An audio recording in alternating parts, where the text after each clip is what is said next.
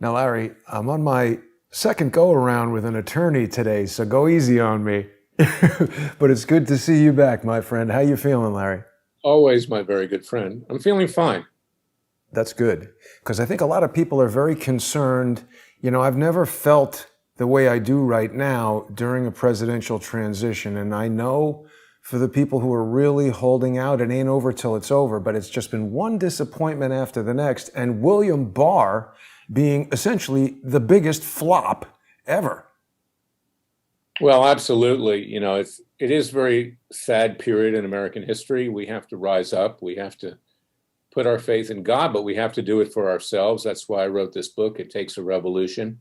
Forget the scandal industry. I saw it coming. I predicted this. You didn't have to be a genius to predict it. And of course, Barr's latest dive, that's why you have him going off a diving board, all 500 pounds of him into the pool. I'm sure all the water will splash out. And he has not made a splash so far, is to say, well, I'm not going to appoint an independent counsel with regard to Joe Biden and Hunter Biden and their massive racketeering bribery scheme. But the irony of that is that a special counsel wouldn't have done anything anyway. We know that. Right. Yeah. Passes the prologue. Neither will a Justice Department, giving it to the U.S. Attorney in Delaware, Biden's home state, with a lawyer who has to go back into private practice and frankly, who could get killed if he did anything and stuck his neck out. That's not going to happen either. So we know that. And it's all a giant dog and pony show. And look at John Durham. I turned on Tucker Carlson briefly earlier. I like to see what Fox is doing, just to be critical. And they had Gates on, Rick Gates, a convicted criminal for all kinds of crimes. And he's predicting John Durham's going to bring indictments. And they bring these other clowns on. And that's all to lure people back to watch. That's what Hannity does every single night. And that's why the subtitle of my book, Forget the Scandal Industry, because it deceives people. Yeah. And it's really disconcerting because some of my best friends, not you, but others, drank the Kool-Aid, and now they've had the Kool-Aid thrown in their face. And I got to tell you, even Larry Klayman, who's used to adversity, I'm a fighter. I'm a lot like the president himself. I'm like Trump. For whatever reason, I liked adversity, but even I have a hard time staying focused these days because I know that on the horizon is a socialist, communist, godless state. And we are right on the edge of that. As of January 20th, that's going to happen. And we will be in a revolution. And as I've said before, Jason, is that King George III was an amateur compared to these people. King George III in 1776 wasn't a communist. He wasn't a socialist. He wasn't an atheist. He wasn't a radical Muslim. He wasn't a Marxian member of the Jewish left. And I'm Jewish and you are too. I'm a Jewish Christian. So you can't take that in an anti-Semitic light. I'm telling the truth. Most Jewish people are not that way. And he wasn't a radical lesbian, transgender, or gay, nor was he a radical feminist. These people want to destroy this country. They want to divide it up, hand all out all the goodies to everybody, reparations. There'll be nothing left. And then they'll start fighting with each other because they have very little in common. Meanwhile, we conservatives are going to be subject to a purge and inquisition because Biden, who won't last 6 months before he dies of natural causes or they give him something he doesn't wake up, all the lefties, the extreme lefties, are even going to inhabit that administration even more than is currently on the horizon. And they will use the Justice Department, they'll use the IRS, they'll use all these government powers, they'll use the NSA, the CIA, the FBI to destroy anyone who stands up to them, and in particular, conservatives, libertarians, and people of faith. And that's where we're headed. It makes Atlas Shrugged look like a comic book as to what we're about ready to face, or 1984 for that matter. I feel so much better now, Larry. Well, but you're right. I mean, it's scary. Yeah, my book is not going to be a Hallmark movie at Christmas time. It's more like a Halloween thriller in many ways, because we're in for a really rough ride. I was playing golf 9 holes. I used to play golf and still do, just take my mind off of what's going on, because at least when I play golf, if I hit a good shot, I get credit for it. If I hit a bad shot, it's my fault. Whereas when I go into court with these hack judges, these federal judges in particular, you can get diametrically opposed decisions making the same argument on the same day. You have no control over it because, as Jefferson said, unelected, they become despots. And, they don't care about the Constitution. You can see what Trump's own Supreme Court justices did to him a week and a half ago. So anyway, last Sunday, I literally picked my ball up and walked off the course because even Larry Klayman is having a hard time focusing right now, comprehending that the end of this country is near. Unless we wage a revolution, unless. Right. And Larry, if we do this citizens grand jury, because of course, anytime you're talking about revolution, you're talking about a peaceful legal revolution where we try to take back the Justice Department. You and I are not built for warfare, but when we do this citizens grand jury, with Biden controlling the Justice Department, they're not going to do anything with our information, are they?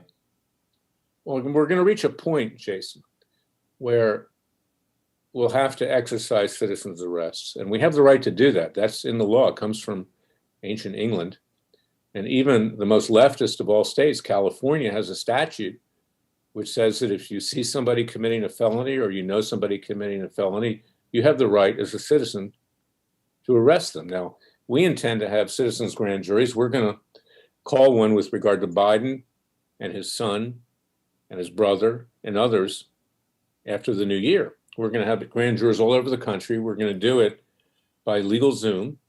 And we're going to do it like we did it last time with Mueller when we had him indicted. We're going to follow the basic rules that lawyers and judges and grand juries follow. Okay. And we're going to, give a voir dire to the jurors, make sure they're not biased. We're going to present evidence. We're going to tell them they have independent judgment and let them make a decision on the indictments. Then we can try them. Then we can get a judge sitting over the trial. We can pick a petit jury, a regular jury.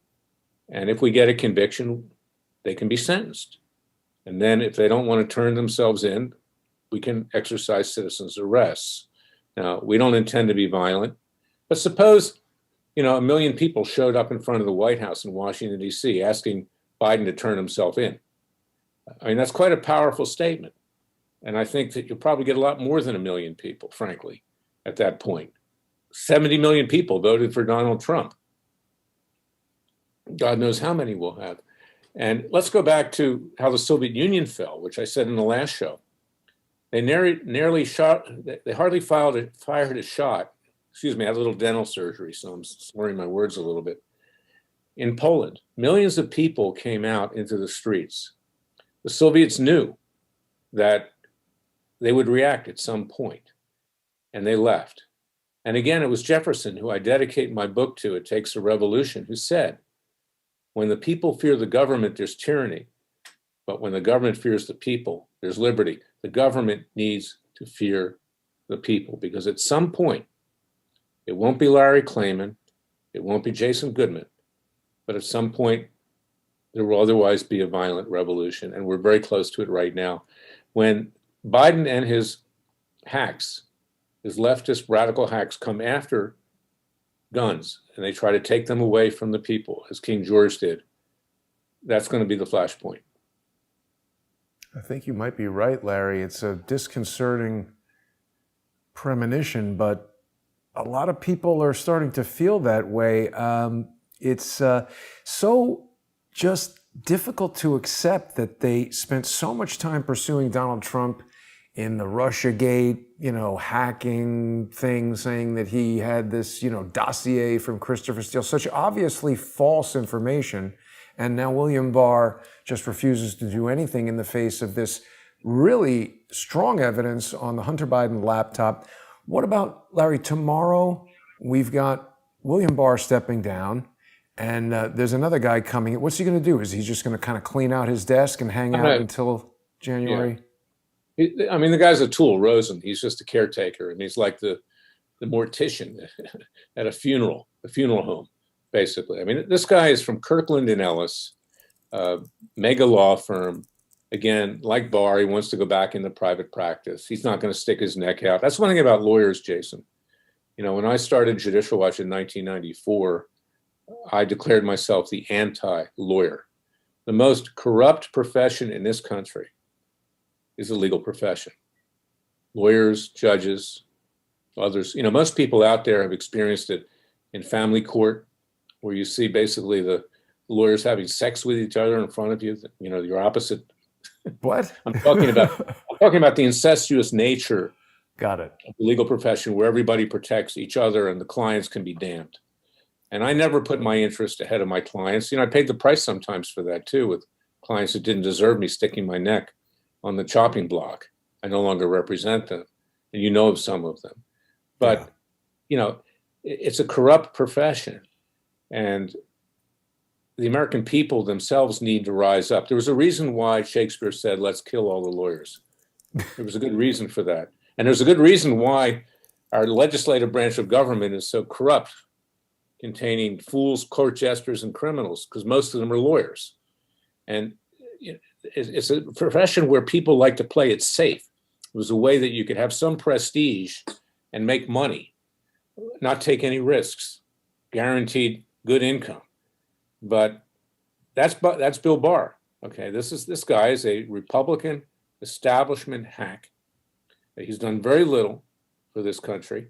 And like I said last time, even Cliven Bundy and his sons, after we had a vehemently anti-Bundy judge, Gloria Navarro, handpicked by that criminally minded former Senator Harry Reid, nominated by President Barack Obama. Who was it, after we had that indictment dismissed by this hostile judge, that brought an appeal? Bill Barr.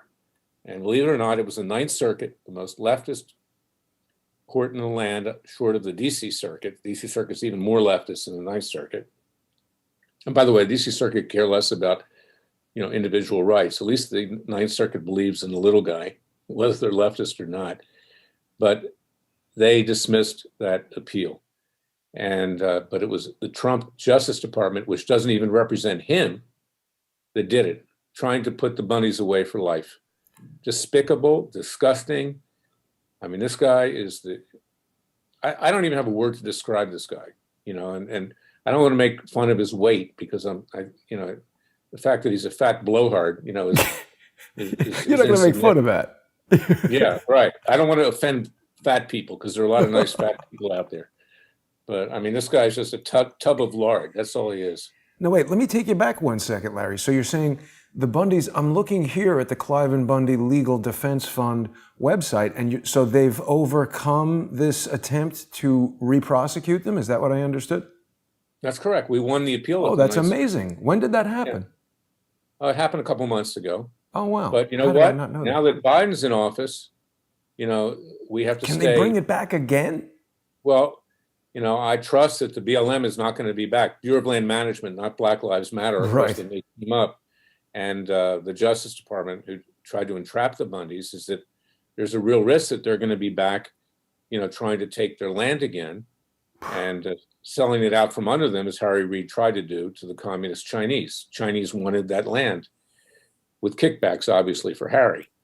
So that's, we have to be on the alert, and I hope the people will support that Legal Defense Fund, because we've got a fight ahead of us. And we're also trying to have courts declare, good luck, that the land belongs to the people of Nevada, because the federal government claims to own 87% of the land in Nevada, and about the same amount in Utah and Arizona, even 38% in California.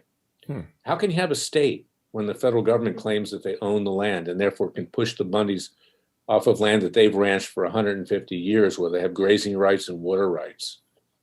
Cliven's great-grandfather, Levitt, interestingly enough, a Jewish name. He probably was Jewish.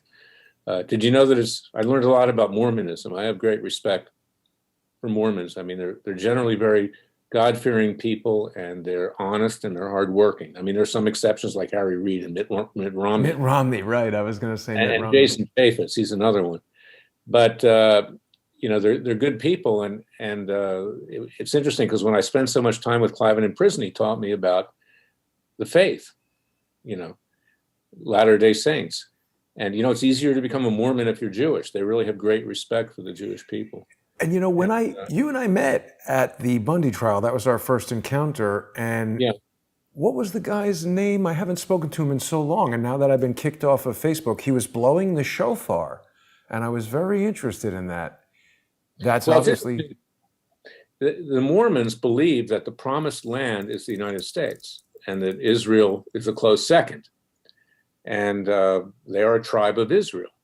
And, you don't have to agree with everything that people believe in, but as long as you believe in God and you're willing to get there, that's important. And I remember, when Klayman, they had the indictment thrown out, I walked out of the courthouse with him that day in Las Vegas, and he looked at the sky and he thanked the Heavenly Father.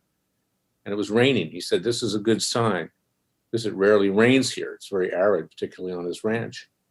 And, we prayed. They pray to Jesus. They pray to the Father. It's not much different than the rest of us, but they're really good people, the Bundys. And I've become a honorary member of the family. I love these people. And but it was Bill Barr who allowed for the U.S. attorney in Las Vegas to take an appeal and put them through that for another 2 years. It's really just, I don't understand how Donald Trump could have left him in there. I mean, I really did like a lot of the things that Trump did, and I am still hopeful that some miracle comes down from the sky and prevents what is seemingly inevitable from happening here. But I just don't understand how Donald Trump could have not known all the things that are so obvious about William Barr, outside counsel for the CIA, all these pardons related to Iran, Contra, and he just has stuck the knife in on the way out the door, hasn't he? Trump has a weakness. I mean, look, every powerful, creative person has a weakness. They have an Achilles heel. And his Achilles heel, with all of his claim of being a maverick, of being a renegade, is that he watches Fox News. Okay, so, everybody on Fox News that he saw, he virtually hired.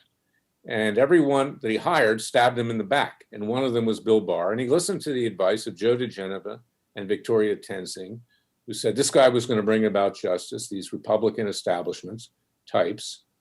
And I like Joe and I like Victoria, but frankly, they don't have a clue as to the way it really works, even after all these years. And they brought Barr in, and, it was a Trojan horse for the Republican establishment. And he did the same thing with a lot of other people. I told you the story in another show, is that interestingly enough, I'm friendly with Gloria Allred, even though we are completely diametrically opposed politically. And, I don't agree with a lot of the things she does, and I'm sure she doesn't agree with me.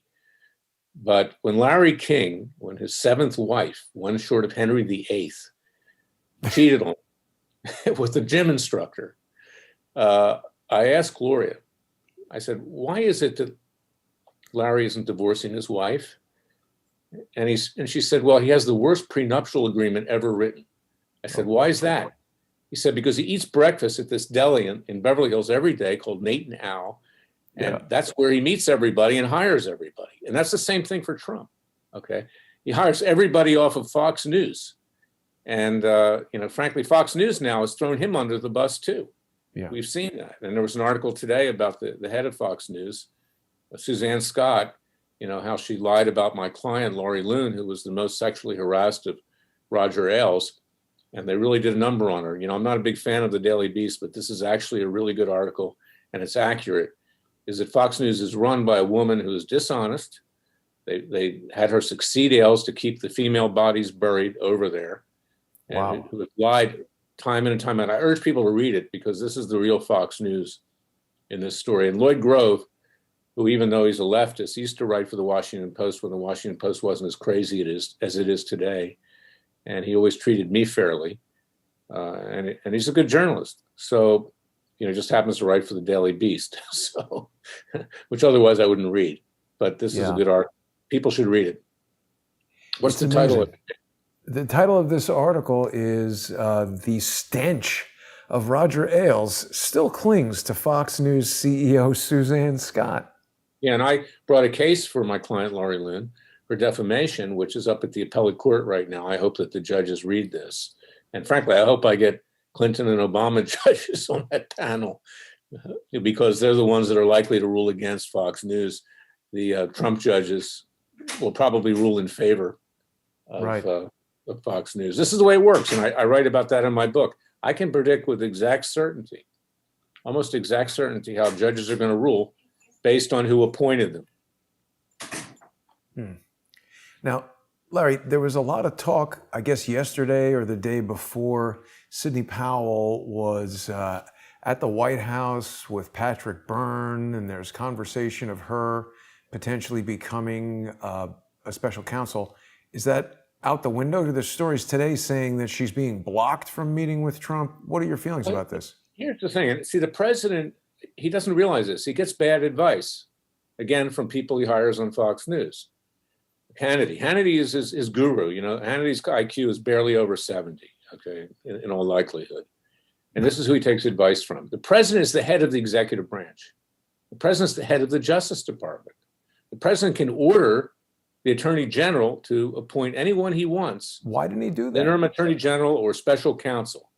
It is a complete fiction that the president is independent from the Justice Department. And look at the bullshit, excuse the French, that's being spewed forth by Biden's press secretary. I forget her name, a very, unmemorable, that Biden's not going to talk to the new attorney general about his own scandal. Well, he won't have to, because the attorney general who he will appoint will know what to do, and he'll know to bury it for the good, not just of the Democratic Party and Biden, but for himself, if he wants to keep his standing in the Democratic Party. And that's the way it works. So if the president wants things to happen, then he's got to exercise control.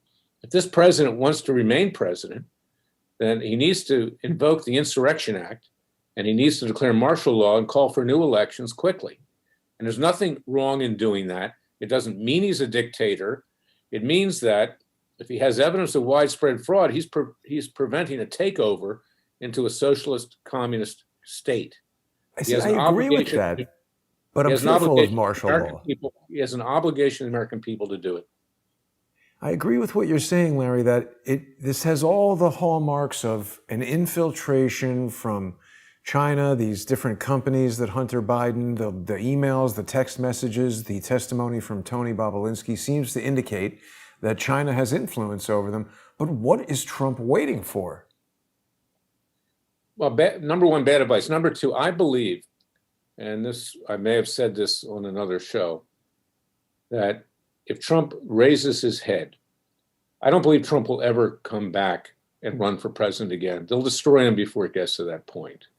And they'll use every avenue to do that. They've threatened his family. You know, the district attorney in New York City is a rabid leftist. They hate him. They're on the verge of indicting them for alleged tax fraud and everything else. And I think he's scared to push too hard right now. Most of what he has done in the last year has been a lot of talk and no action. First, let me tell you why. And I love the president and I wanted him to succeed. But let me be honest, because it's time to be honest here, is that, China has destroyed this country. They've destroyed the world. What did we hear from President Trump? It's the Kung flu. Oh, I put a few tariffs on. When people are dying, when we're being bankrupted, when major health costs and security costs and other costs are mounting, when we have to have $1 trillion bailouts, and the president doesn't even freeze Chinese assets in this country to pay for it. I have to bring a lawsuit for Freedom Watch, a class action in Dallas against the communist Chinese, and one in Jerusalem, Israel, and file a criminal complaint at The Hague. And that's why I'm tired of listening to these frauds like Tom Cotton as well on TV. Gee, look at all the atrocities the communist Chinese have done, or Marco Rubio, or Lindsey Graham. They're afraid of the Chinese. They don't stand up to the Chinese. So the president has let that happen. Number two, he hasn't taken action himself. 33,000 Hillary Clinton emails. He has the ability to order the NSA to cough them up. He could have done it years ago and could have ended the Russian collusion investigation before it even started. He didn't take action with regard to Fusion GPS or Christopher Steele or anybody. He was dragged along. And then, of course, now we have the massive fraud that was committed that caused him to, quote, lose. Of course, he didn't really lose, but then he doesn't take action there either. He's the president of the United States. Abraham Lincoln took action. That's why many people rank him as the best president in American history. I don't rank him that high. I think he was a great president, but I mean, the guy took action. He declared the Insurrection Act. Others have done it too. Others have declared martial law or taking control of the cities. Look at the left going through the streets. Burning, looting, maiming, and killing.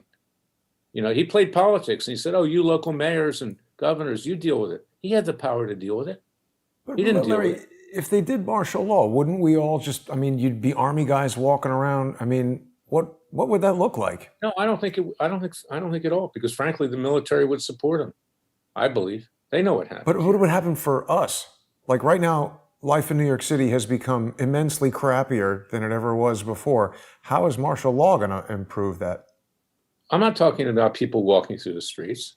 I'm talking about him exercising his authority and saying, "I'm not leaving the White House until we have another election. Come and get me." I'm not talking about offensive action against people. No, I'm talking about defensive action against people.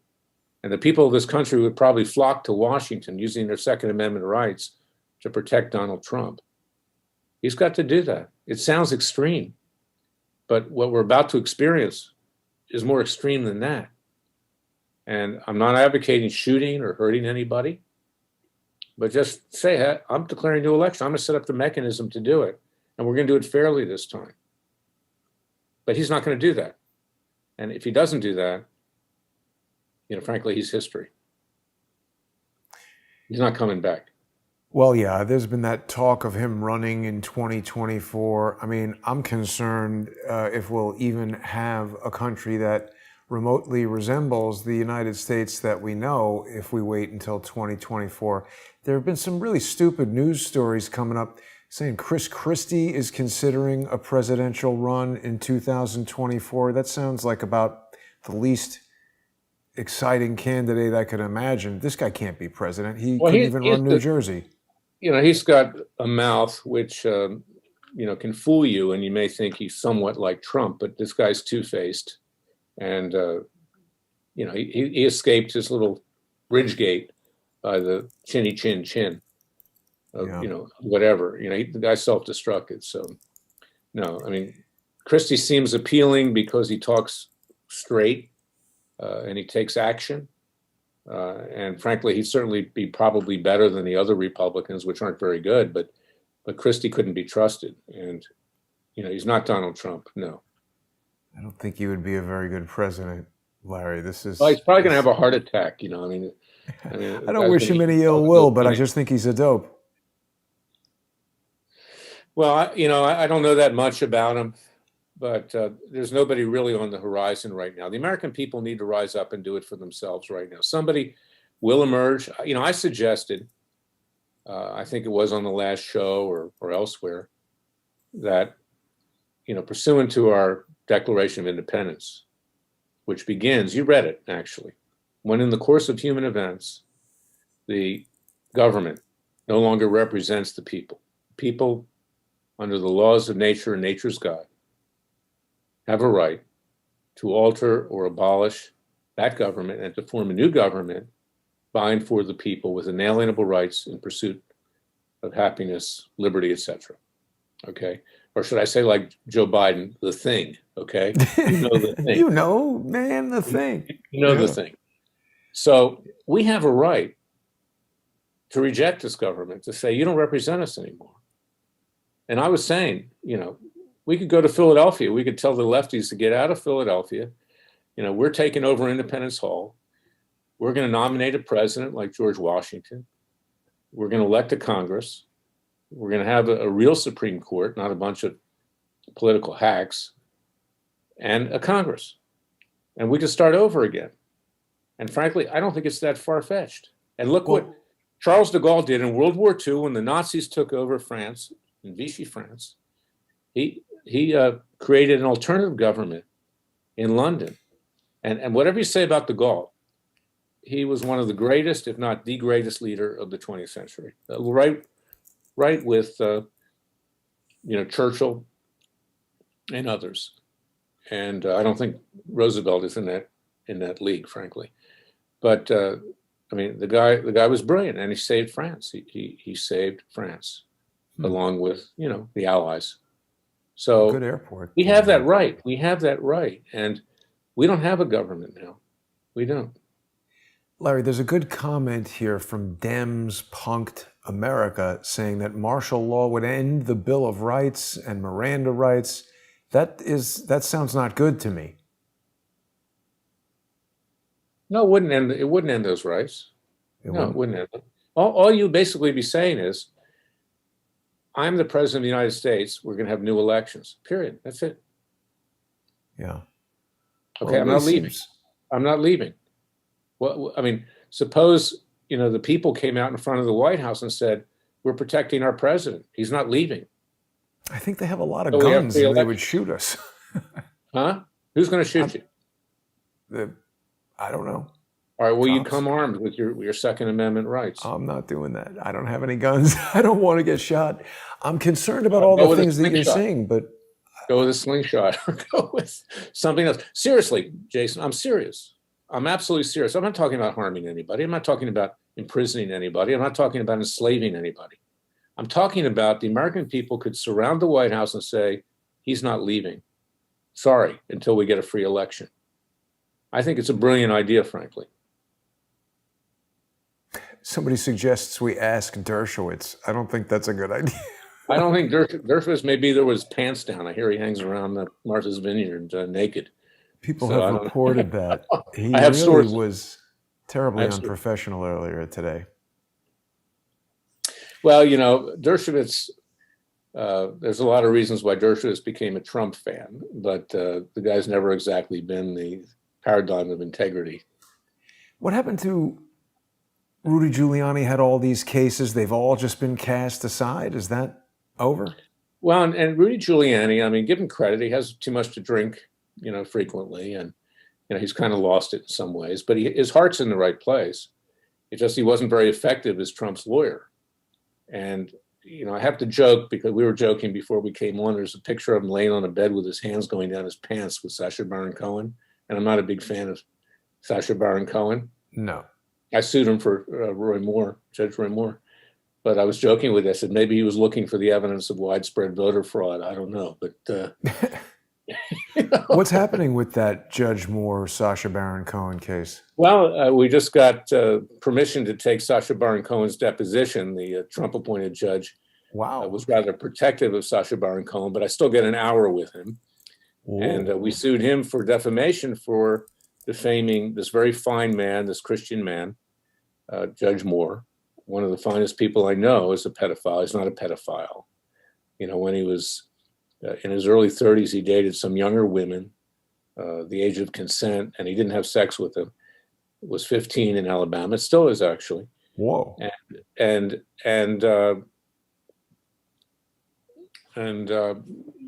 Jones, who ran against him in the Democratic Party, led by Perkins Coie and law firms like that, smeared this fine man and virtually destroyed him. Fortunately, he believes in God, so he knows that he will prevail in the end. But I can tell you, this is a really sweet family, really good family. When I go down to Alabama and I visit with Judge Moore, people have this impression. I mean, it's very unfair that if you're from the South, you're racist. Okay, I went to Duke University. I went to Emory University School of Law. I can tell you, I lived for many years in the South. I still do. I'm from Florida. And Southerners are less racist than Northerners. And the races have learned how to deal with each other down South. And when I go down to Montgomery or Birmingham and I'm walking down the street, all these African-American people are waving at him and coming up to him, and they love him. And this is a great man. And, he was impeached the first time for putting the 10 Commandments in the courthouse. Now, our legal system is based on the 10 Commandments. It is. Even Napoleon. Yeah. Do not kill, do not kill, do not steal. The 10 Commandments in the Talmud, the Jewish book of regulations, so to speak, and ancient Hebrew. And it was Napoleon who took that to create the Napoleonic Code, actually. So he puts the 10 Commandments in his courthouse, and they impeach him for that. Whereas if you go to the Supreme Court, the 10 Commandments is hanging right over the bench. and can be found in other places in the Supreme Court. So this man has the courage of his convictions. And when I was challenging Obama's birth certificate, I brought several cases in Florida, my home state. Judges would dismiss that without even writing an opinion. But when I brought a case in Alabama, it went all the way to the Alabama Supreme Court. And Roy Moore was the only justice of the Supreme Court. He was Chief Justice, who, in a minority opinion, wrote that anyone who ran for the presidency in Alabama had to present their birth certificate, their real birth certificate, the original one, at least a verifiable copy. He didn't say that Obama was born in Kenya or anything like that. He just said, isn't it reasonable that you'd be a citizen of the United States, a natural born citizen? And that would apply not just to Obama, but to John McCain, to Mitt Romney, to Marco Rubio, to Cruz. None of them are natural born citizens eligible to be president under our Constitution. But yet our corrupt Supreme Court looks the other way. I even once asked Justice Scalia about that. He wouldn't answer the question. He looked really uncomfortable. I said, what's a natural born citizen? He says, oh, born in this country? I said, it was defined by the Law of Nations of Emmerich Vattel, a Frenchman who codified the Law of Nations, the law. And you just cited Emmerich Vattel's treatise, Law of Nations, in the decision you wrote last week on SB 1070, the illegal immigration law in Arizona. I said, why isn't it good to define natural born citizen? Well, he just walked off. He just walked off. He didn't want to answer the question. Judges don't like to talk a lot, right? Except in court when they yell at you. But just back to Sacha Baron Cohen for a second, Larry. Is he a citizen of the United States or of the United Kingdom? I don't know if he's a citizen anymore at all. I think he's a citizen of the United Kingdom, and there's rumors that he's moving to Australia with his wife. So, yeah, I think she's Australian. I hope he gets deported, frankly. Chicky Rogue is with us in the comments saying Sacha is a dangerous idiot. I agree. I think we showed that image of Rudy Giuliani. I know a lot of people are not so hot on Rudy Giuliani. I still like him because I lived in New York when he was the mayor, and he absolutely improved the city in so many tangible ways. I did not approve of what Sacha Baron Cohen did there, similar to what he did to Roy Moore. He sets people up on these false pretenses. It's really fraud. So why can't he be deported? That's true, but let me tell you the difference between Judge Moore and Giuliani. Judge Moore was invited to Washington, D.C. to get an award on the anniversary of Israel's independence. Judge Moore's a Christian. He's an evangelical. He loves Israel. The evangelicals love Israel more than most Jews love Israel, frankly, and particularly the left, the Jewish left. So he gets up there and he's lured into doing this interview where he's going to get the award. They give him a release to sign, which you do when you go on a show. Right. And Judge Moore's wary. He doesn't want to take any chances. And he crosses out anything. You can't discuss anything with regard to sexual content. And Sacha Baron Cohen's people signed that. And the pretext for inviting them there was Yerushalayim TV, which was a fictitious company that Sacha Baron Cohen set up. Anyway, to make the long story short, when Judge Moore gets on the interview, and Sacha Baron Cohen, who's posing as an Israeli Mossad agent, Ehud Murad, pulls out a wand and says, well, this can detect a pedophile, and it starts beeping. Judge Moore gets up and leaves. Rudy Giuliani, when he was interviewed by this apparently young teenage girl, she invites him to her room. 25? Whatever. She invites him to her room. Okay, and he lays on the bed and puts his hand in his pants. Okay, that's not a smart move. Okay, and it just shows a lack of cognizance of who you are and what you're doing. So he handed it to this despicable creature by the name of Sacha Baron Cohen, and Judge Moore did not. Okay, so there's a difference there.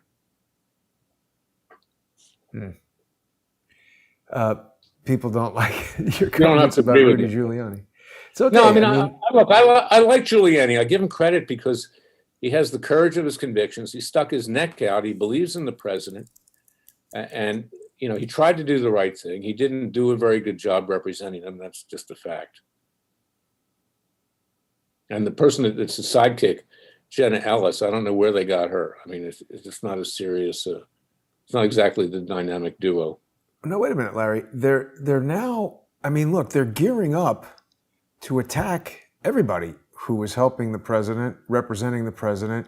What are they going to investigate Giuliani for? More Russia crap? I mean, he's got all this evidence Well, on the laptop. let's be candid here, okay? Giuliani's not a Boy Scout. His previous partner, Bernie Kerik, who had mafia connections, How do we know that?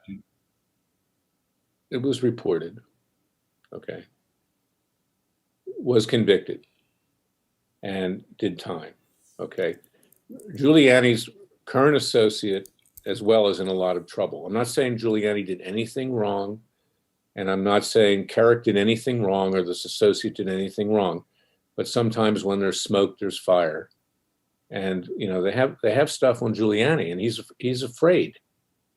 He's afraid, but I give him credit because he keeps pushing ahead like the Energizer Bunny. It's just a problem that he doesn't know what he's doing. That's the problem. At one Larry, time, let me just interject for a second, because I've spoken with Bernard Kerik. He was very friendly to me. Again, when he and Giuliani were in charge of New York City, things really improved. And I just want to maybe encourage a little deference, because people accuse you of all kinds of things that aren't true, and they say it's been reported. So I want to be careful to not condemn these guys. No, by the grace of God, I haven't been convicted of any crime. Okay, so there's a big difference. Okay, so that's a fact.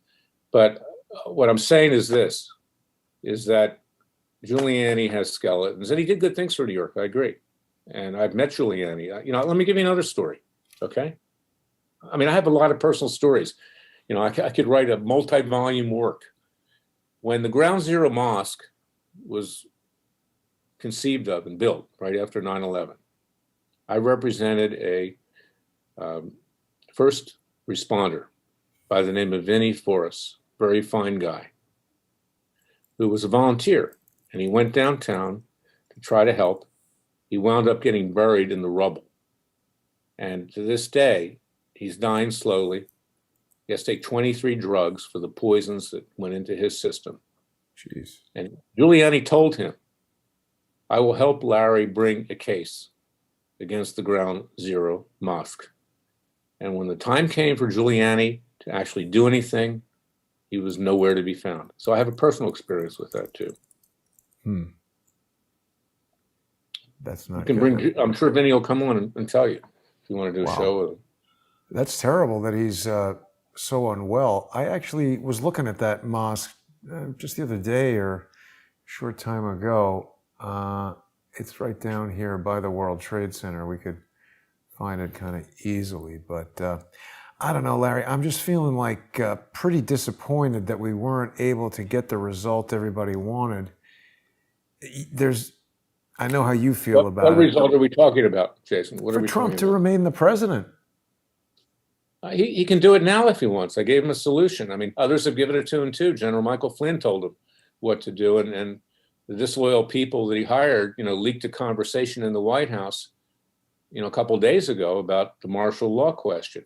Again, suppose the president wants to have a rally, and I think it's a good idea, in Washington on January 6th. Right. Suppose millions of people came and they circled the White House and they said, this president's not leaving. We're here to protect him. What do you think anybody could do about it? They couldn't do anything about it. And the president still would have the authority, at least to have 14 days to declare new elections. And this is another thing. And I say this again. I'm talking plainly and honestly. The president was talking a long time about what was going to happen in this election. We knew what was going to happen. The Republican Party knew what was going to happen. They waited until after the election to bring lawsuits when they could have gone in for declaratory judgments before. And it was Maria Bartiromo. She's the only one I like on Fox News. I think she's really excellent, Maria Bartiromo. I watch her on Sunday Morning Futures and elsewhere. And she asked Giuliani, and she asked Congressman Andy Biggs, where were you guys before? You knew this was happening. Why did you wait until after the election? And some of these judges who dismissed Trump's lawsuit said the same thing. Latches. It's the concept. If you wait too long, forget it. You're out of court. Andy Biggs said, you're right, Maria. We blew it. Wow. And I don't know what Giuliani said, but I know she asked him that question. And she's the only commentator on Fox News, I think, that has any degree of intellectual integrity and smarts at the same time. I sent her my book, and I said, she's the one person who I respect on Fox News. So keep it I up. like Laura Ingraham, Tucker Carlson. There are still some people on there, but I just think that any kind of corporate-controlled news like that is always going to be serving the agenda of the corporate overlords. We were talking earlier today. I've said this before. Tucker's two-faced. Tucker plays both sides. When he was doing Crossfire on CNN years ago, he would go after me for suing the Clintons. He, really? With his reporter, a Daily Caller, did a real number on Jerry Corsi making false claims that Jerry was engaged in fraud with a doctor in Fort Lauderdale. Tucker's a slimy person, okay? And Laura Ingraham, I think Laura Ingram's good. I think she's bright.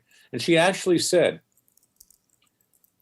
before that Trump's not going to be able, because of the dynamics, to overturn this election. She was at least honest, as opposed to Hannity, who's a total liar, okay? Just wants to draw people back every night and has the IQ of a munchkin. I didn't know that Laura Ingraham had said that, but I do think it's not looking good. So, I mean, I'm not trying to be a contrarian. Yeah. But I've had, 43 years fighting these people. I know what it's about. And Jason, that I predicted long before anyone else said it, that the Supreme Court was going to throw the president under the bus, because I know it too well. I've lived it. And if you read my book, It Takes a Revolution, this is not Larry Klayman beating his chest like Tom Fitton, another Judicial Watch victory. Great, we got documents. Okay, we can hang them on the wall. Okay. I say quite plainly in that book, I haven't accomplished what I wanted to accomplish. I barely scratched the surface. I'm not the greatest thing since sliced bread, and I myself am disappointed in not being able to have accomplished more. And, I scored some major victories. And I always said, if I win 1 in 10 cases, I'm doing well. A lot of people take shots at me. Larry Klayman's a loser. He loses all these cases. You know why? Because if you're not prepared to lose, you'll never win. And I bring cases that I believe in. And because of these corrupt judges on both sides of the fence, maybe 1 in 10 gets through. But I'm not afraid to lose. I'm not afraid of Wikipedia pages with leftists taking shots at me. Because I'll go down to the end. And that's what I admire about President Trump, too. And I was a big supporter of his. I was kept away from him because of Roger Stone, who defamed me and Corsi. I always wanted to help him. I wanted to talk to him. I still like to talk to him. I wrote a letter to Mar-a-Lago. It was sent back. Sent back? Among other things. Yeah, early on. What do you mean? Why was it sent back? I don't know. Maybe he's got idiots down there. I don't know. But what I'm saying is this, Jason. He has the power. It's like Dorothy in The Wizard of Oz. He can come back from the land of Oz at any time. But he's got to man up and exercise that authority, not because of his ego, but for the American people. Because if you let these leftists take control, these radical leftists, radical blacks, radical Muslims, radical Marxians on the Jewish left, radical feminists, radical gays, lesbians, and transgenders, radical atheists. These are not the majority of people in those groups. Most people in those groups are good people. But these people want to destroy this country. And he has an obligation to prevent that. And right now, our backs are up against the wall. But he's not going to do that. And that's why I wrote the book, It Takes a Revolution, Forget the Scandal Industry, because we have to rise up. We have to take some risks here, not hurt anybody, not be violent. But yet, we can take action. And I've given you 2 ways to do that. 1, citizens' grand juries. 2, going to Washington and say, we're protecting this president. He's not leaving until we have new elections. Circle the White House. Do you think that the military would fire on us? This isn't Tiananmen Square. It wouldn't happen. I don't know about that. So this is one alternative. And as far as New York City is concerned, excuse the language, that's turned into a shithole. It's bad. Because it's uninhabitable. And de Blasio says yesterday, we're going to divide all the wealth and hand it out. There'll be nobody left. Who's going to pay for the poor people? Who's going to pay the taxes? We really are seeing an unprecedented destruction of one of the world's major cities. It was unbelievable that de Blasio said that. Yeah, and the New York City school system, I was at this protest in Staten Island on Saturday, the teachers union, they're very concerned about this mandatory vaccination. Let me ask you about that a second, Larry. I know you've been busy today and probably haven't had time to see this Dershowitz interview, but it was brought about, I contacted him back in May to ask him questions about the constitutionality of what Cuomo and de Blasio were doing then in terms of shutting down peaceful protests in City Hall Park. And he broke out into this whole thing about mandatory vaccination. 2 weeks later, the New York Bar Association put out their recommendation that there should be mandatory vaccination. But what I've discovered from watching all the interviews that Dershowitz did, including with Robert Kennedy Jr., who probably is the most knowledgeable lawyer on this particular topic in this field in the world, perhaps, certainly in America, it seems to me Dershowitz doesn't know anything about this. The people in the New York Bar Association don't know anything about it.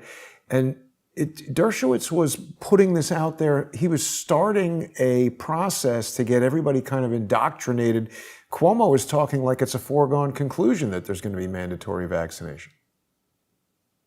Well, I believe there will be, and you're going to have an identification card to be vaccinated to go into any public place, assuming we can ever go into a public place again, which is a big if. And now, Fox News and the rest of them are whipping up fear about some new strain that's coming from Great Britain, and that these vaccines are not going to work for that other strain. I mean, doesn't that seem conveniently timed? I have some really good doctors. They're very smart people. Before they even examine me, they ask me what's going on. They want to talk about it. And I ask them what they know. And they say this pandemic's going to be going on for a very long time. And now we take vaccines and we still have to wear masks. I mean, so what's the point? This is where we are. And look at the poor restaurant workers. Congress abandoned them. They got no relief. They're going out of business. It's a terrible, terrible situation. And the American people, I think, have had it.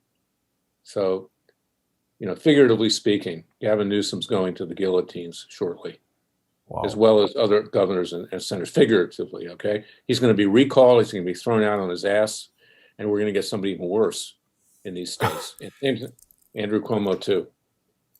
Well, you can't recall the governor in New York for some reason. I guess just the way the law works. It's pretty bad. On a personal level, Larry, would you take a vaccine? I mean, they're becoming available. Is it something that you would do? No, I wouldn't take it. I mean, look, down the line, after years and years and years, I would consider it, certainly, but not right now. How can you mass produce something like that and keep quality control? That's just a basic issue. And I would suspect that they're covering up right now very adverse reactions by some people to this, because that will scare people.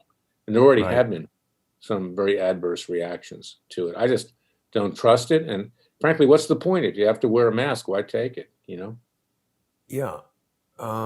So there's this nurse. And that client, Judy Mikovits, says it's dangerous. She actually knows. She worked with Fauci, Yeah. No. There was this nurse, I don't know if you saw this on TV, but Tiffany Dover in Tennessee fainted shortly after taking the vaccine. And a lot of people have been talking about her apparent absence from social media.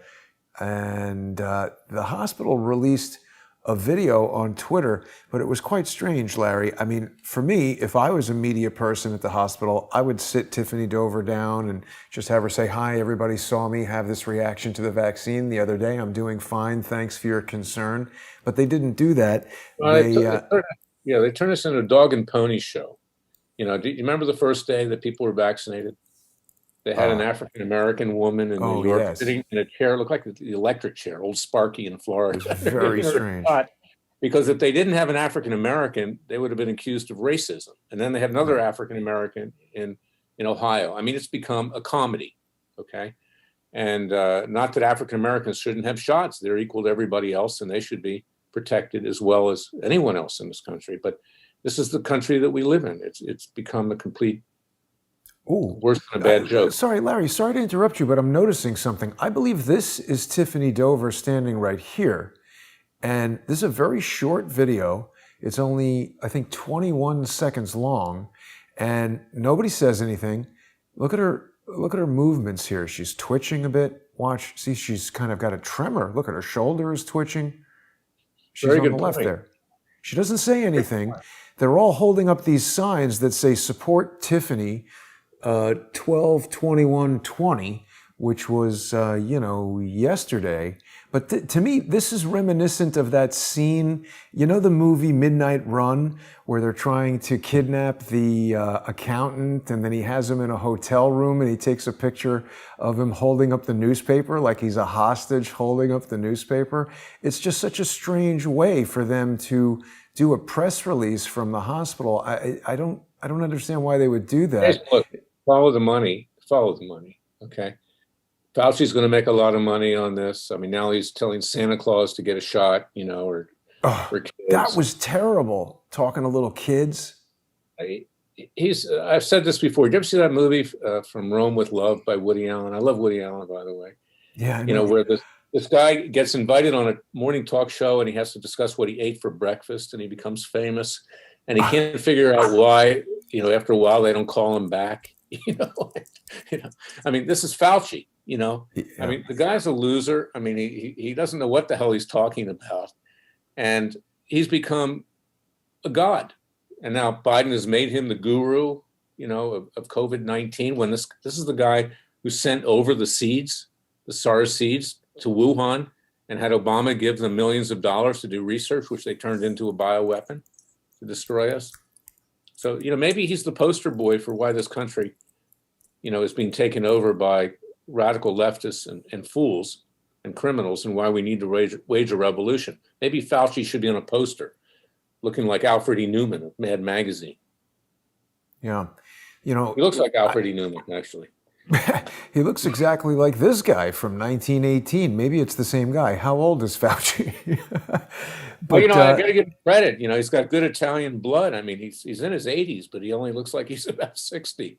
God knows what he's injecting. Healthy. Right. The thing that was interesting, I mean, I really did want to have a serious conversation with Alan Dershowitz, because I think there are a lot of facts about this that he just doesn't know. And I don't know if you were aware of this. I feel like I probably have brought it to your attention in the past, but scientists, I think at the NIH, Fauci has written about this. They dug up a bunch of U.S. soldiers who had died during the First World War, and they were buried in a mass grave in Alaska. So they were able to retrieve these corpses from the permafrost and extract lung tissue that allowed them to genetically recreate the 1918 Spanish flu virus. I read about that. That's remarkably ridiculous to me. It raises another thought. The fact that they were showcasing giving Black people shots the first day reminds me of what happened in Tuskegee with the syphilis. Okay, are Black people abused as guinea pigs? I mean, you could take it the other way too. I mean, unbelievable, frankly. Well, it's interesting.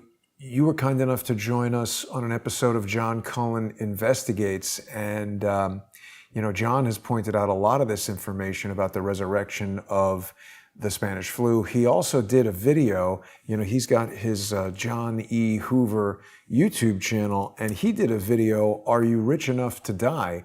where we've been hearing here in New York that the disease affects minorities disproportionately.